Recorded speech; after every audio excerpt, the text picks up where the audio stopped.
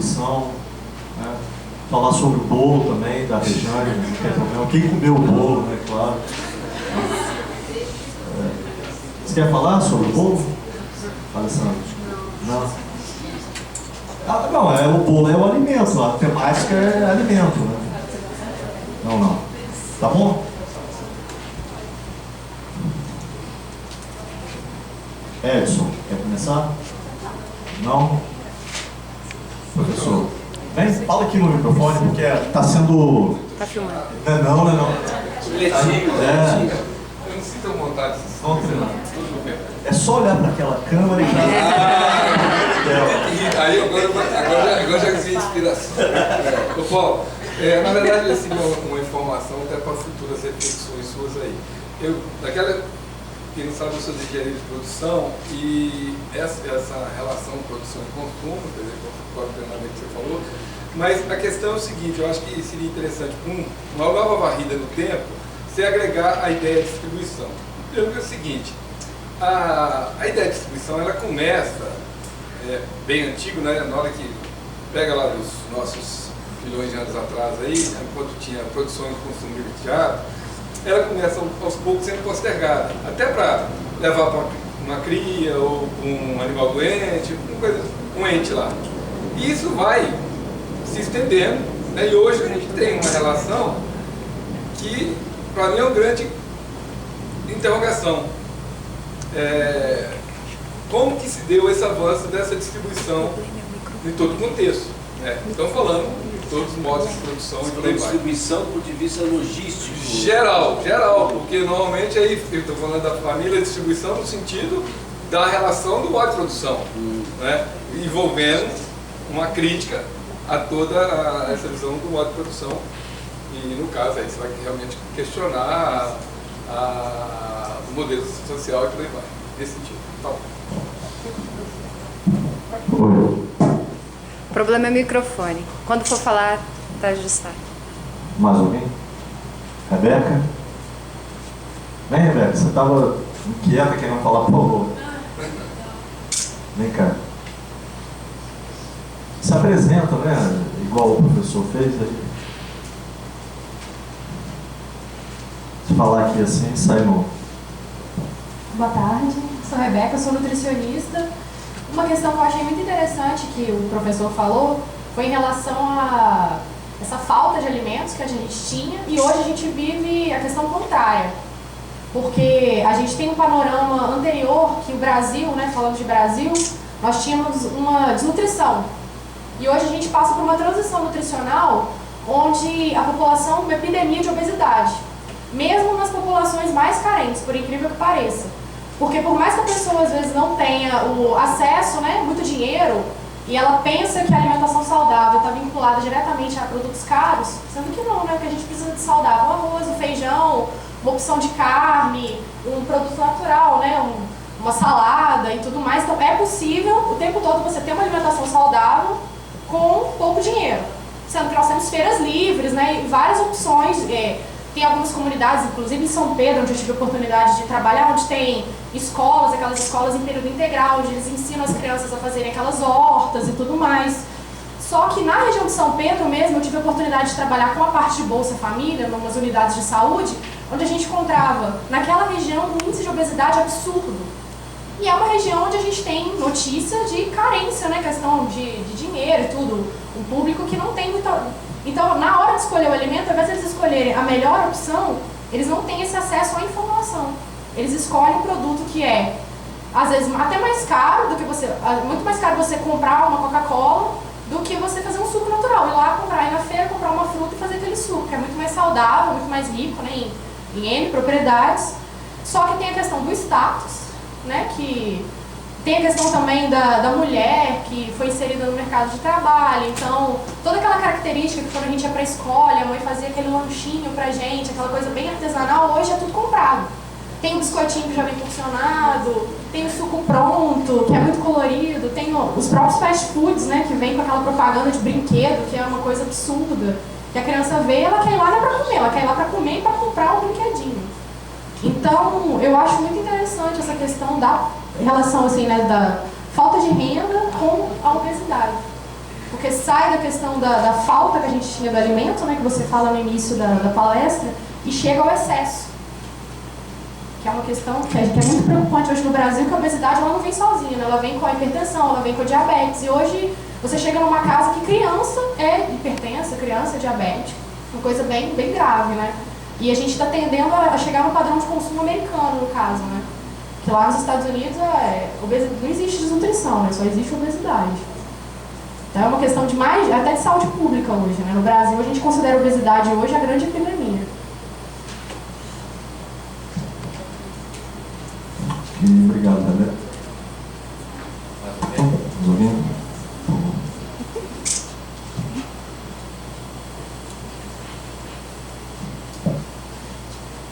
Boa tarde, Paulo, colegas. Meu nome é Tatiana, sou aluna aqui do programa de pós-graduação em educação. Na verdade, queria que o Paulo falasse um pouco mais. Em primeiro lugar, fala assim da provocação, né, que fez, porque como você colocou no início, é algo que está tão no nosso cotidiano e a gente não para, às vezes, nós não paramos para pensar nessa nossa relação, né, com o alimento e o que isso traz. E você ia falando, eu só ia balançando a cabeça, ia relembrando também. Especialmente essa questão do alimento, do consumo, né? A questão que a colega colocou agora. Eu estava lembrando, por exemplo, eu falei assim, acesso a determinados tipos de alimento. Hoje, para você consumir um alimento orgânico, infelizmente, ainda é mais caro do que um alimento com veneno. Então, tem essa relação da economia que isso atrás. Né? Mas também a gente tem outras possibilidades, é isso que eu queria que você falasse um pouco mais, Paulo. Só fala de questão em relação à economia solidária, como que esse processo vem acontecendo, né? Então, é só isso. Obrigado. Então a gente pode fechar aqui nesses três, tudo bem? Aí deixa. Tamires, desculpa, querido. Aí a gente faz outro. Termina aqui na Tamires. Não, pode fazer, tem outro. Tamires, né? Eu gostaria de perguntar, assim, você falou muito sobre memória, né? Que a indústria cultural, a sociedade do espetáculo mexe muito com a memória. Mas não seria, assim, uma regressão da memória? Porque essa aula que você deu hoje, do trabalho, do alimento, desse processo histórico, você reduzir, assim, o que a indústria faz hoje, a sua necessidade imediata, sem, ou uma falta de elaboração da memória, da fome, da miséria e desse consumismo, é só uma, assim, não seria uma regressão, não uma elaboração da memória? Legal, tudo bem. Obrigado, Tamires. Desculpa, eu estava assim, não tinha te visto antes. Vamos lá. Bom, questão de distribuição, né, que o Chico colocou, acho que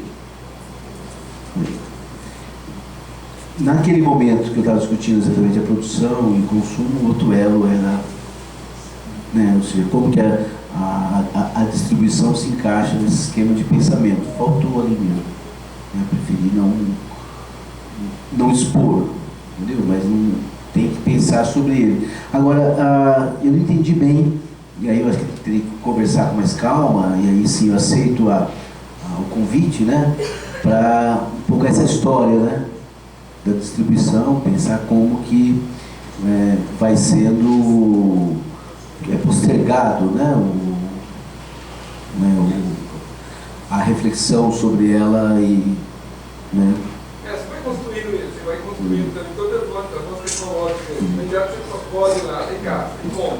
Depois você vai levando os seus ambientes. Depois vai construindo o ferramental para carregar. Aí toda uma evolução ali, que faz parte da discussão de todo o avanço que vai chegar. Depois outra realidade tecnológica que nós temos, mas certamente ela começa lá.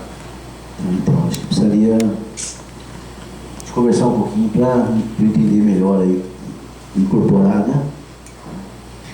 Bom, eu acho que a pergunta da Rebeca, da Tati e da Tamires, para mim eu levaria para um debate que faltou, talvez, a partir do título, né, do convite, que é a questão da educação, né? Porque a gente considera, por exemplo, que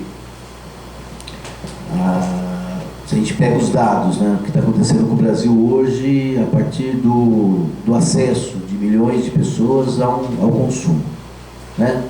Nós poderíamos dizer, não, esse acesso, né, principalmente nos últimos 10 anos, né, de mais de 30 milhões de pessoas, por aí, ou mais, né, saindo do que seria classe D e E para classe C, não é isso? Né? A gente poderia considerar, não, as pessoas vão comer melhor, não é isso? E o que está acontecendo é que está tendo uma mudança mesmo do consumo, né? Mas essa mudança do consumo exatamente está atendendo às carências, né, do consumidor, ou seja, do ser consumidor, né? Então, por exemplo, eu achava inicialmente que iria aumentar o quê? Iria aumentar somente, né, dentro do universo do consumo do supermercado, os produtos industrializados, né? E aí, então, que levaria a esse processo, né, de uma alimentação de pior qualidade, né, do que quem não tinha acesso ao supermercado, né, comprava no comércio local, né. Mas os dados me chamaram a atenção no último da pesquisa de orçamento familiar, por exemplo, né, que dentro do universo total, o consumo no supermercado, o consumo de alimento no supermercado, ele vem diminuindo. E, proporcionalmente, o que vem aumentando é o consumo fora de casa, né? Tem a ver com essa mudança do ritmo, né? Então, aí as pessoas estão se alimentando mais em restaurante, fast food, né? E assim por diante, né? E diminuindo o fazer comida em casa, né? Então, comer fora está virando quase um padrão, né? É uma questão do nosso ritmo, né? Então, mas as duas coisas estão acontecendo, do ponto de vista dos dados, né? Um é esse aumento dos produtos industrializados, que era uma carência, um desejo ali, né? Estava represado, em grande parte por conta, né, talvez uma geração toda que viveu a propaganda, né? Assim, a partir dos anos 80, principalmente pela televisão, né? Tudo aquela... E que aquilo foi sempre ficando como um desejo, um sonho, né? E aí agora tem a possibilidade, né? Os produtos prontos, os refrigerantes, né? Isso também está mudando. Isso leva à questão do produto natura, né? E a questão do orgânico, né? Então, uma parcela da população comer bem não é comer orgânico, né? Parece que, né, comer ali a coisa simples, parece que era coisa do pobre, né, que não tinha acesso a esse outro, né? Então, esse é um aspecto também, né? Mas o que me chamou a atenção é isso, essa comida fora de casa, que eu achava que ela, tudo bem, ia ter, mas não numa proporção tão rápida, e a gente vê isso aí no quanto de restaurantes e estão sendo criados aí. Então, hoje, ser classe média, né, é almoçar fora de casa, é jantar fora de casa e assim por diante, né? Tem a ver com status, né? Aí, na verdade, isso mostra o quanto foi rápido e intenso esse processo, né? Correto? Do comer fora de casa, né? Agora, tem uma outra questão aqui, que é essa da emergência de novas práticas produtivas, né? A questão da agroecologia, principalmente, e da economia solidária, né? Que vem e crescendo muito também. Ou seja, na verdade, né, o que mais cresce do ponto de vista proporcional, que é do consumo, é o consumo de produtos orgânicos. E é no mundo.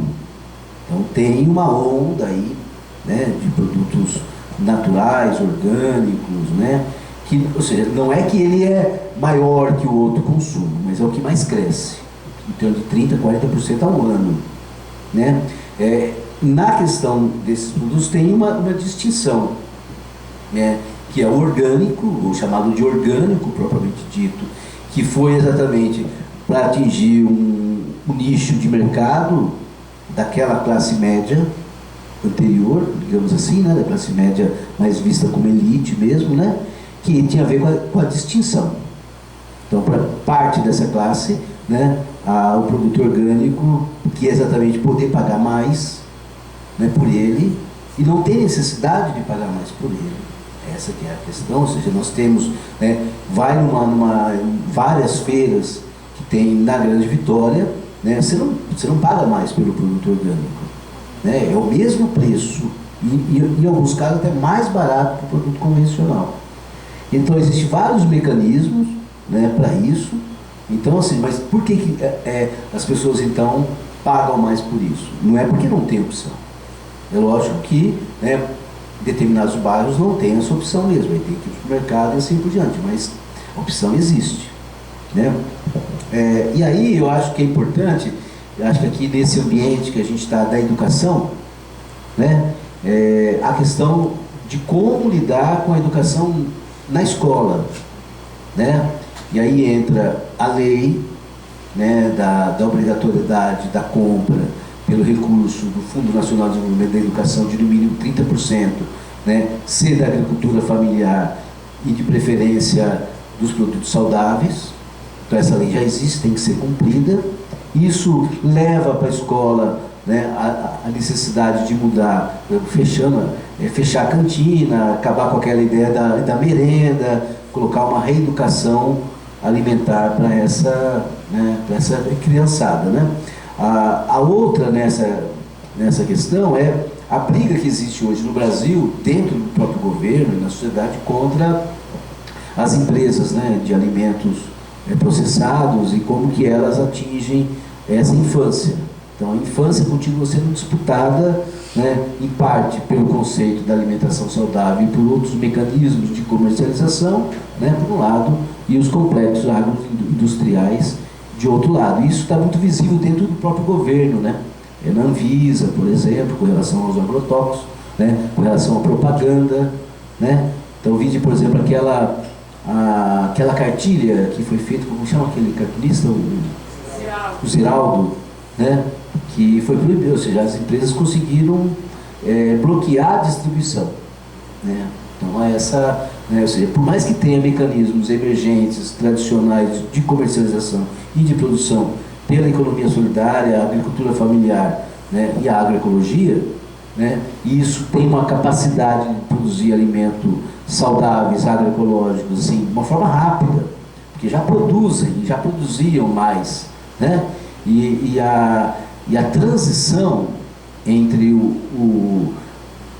para esse alimento in natura, numa escala local, né, do agroquímico para o agroecológico, é possível ser feita de uma forma muito rápida, até de um ano para o outro.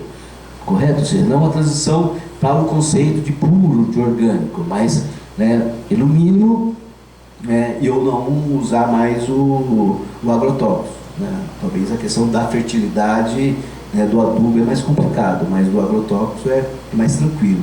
Com essas políticas governamentais, né, do PA, que é o Programa de Aquisição de Alimento, né, alimentação escolar, né, e esses movimentos da agroecologia com economia solidária, né, eu acho que está dando uma capacidade de, pelo menos assim, de ver que é possível, né, para os agricultores, né, por conta do crédito, do preço, da garantia, né, de ir para o caminho da transição, né. Agora, do ponto de vista do consumidor, ele está muito atrelado ainda ao supermercado, né. Hoje está quantos por cento dos alimentos, né, o Guarapari, você que está levantando, quantos por cento da alimentação passa pelo supermercado da Grande Vitória, que é uns 80%, 90%, por aí, né, não sei bem, ele está levantando os dados, mas eu chutaria por aí, né, ou seja, 80%, 90% de tudo que se consome na Grande Vitória passa pelo supermercado, e aí o supermercado tem essa associação direta ligada à ideologia da mercadoria, né, e do valor de troca, né, e do fetiche, né. Então aí ou seja, é basicamente o seguinte, quem está mais preso à ideologia do supermercado, né, está mais preso a esse conceito de alimentação, né, que ela relatou, e aí com todos os produtos processados, né. Então a questão às vezes não está no momento da compra, né? A pessoa já vai para o supermercado com uma ideia de compra. E muitas vezes não é o supermercado que produz a ideia da compra. Ele também produz, porque o supermercado também faz a propaganda, também é uma ideologia, né? Mas em grande parte é a televisão. Ou seja, então a pessoa vai para lá. E o preço do produto alimentar hoje, né? A maior parte do preço, né? O grosso do preço não é o produto em si, né? É a propaganda, é a embalagem, é a logística, né? É o custo, né? Não é o alimento, né? Com relação a aquilo que a Thaís colocou, acho que, né, da memória aí, né? Não sei se eu entendi, mas exatamente, mas eu tenho que pensar melhor, né? Quando você coloca a questão da regressão, eu entendi se o resultado do processo é uma regressão da memória, ou seja, né? E aí eu teria que concordar, né? Eu teria que pensar melhor, mas o que na verdade é o seguinte: mas de alguma forma alimenta a memória, ou seja, eu tenho que estar alimentando essa memória, né? Porque é dessa memória que vem o valor. Digamos assim, se a indústria colocar que aquilo que ela está fazendo é exatamente o que ela está fazendo, que aquele produto é exatamente o que está lá, né, o valor dele deveria ser menor. Então o que ela lida? Ela inclusive ela alimenta a memória pela embalagem, pela propaganda, pelo cheiro, e ela diz isso: olha, isso é o que você já teve, só que agora eu estou te oferecendo de uma forma prática, entendeu? Então assim, ela, né, eu concordo, né, com isso, mas ela não pode abrir mão disso, porque é disso que vem o valor, né, para além, né, do custo propriamente dito de produção, né?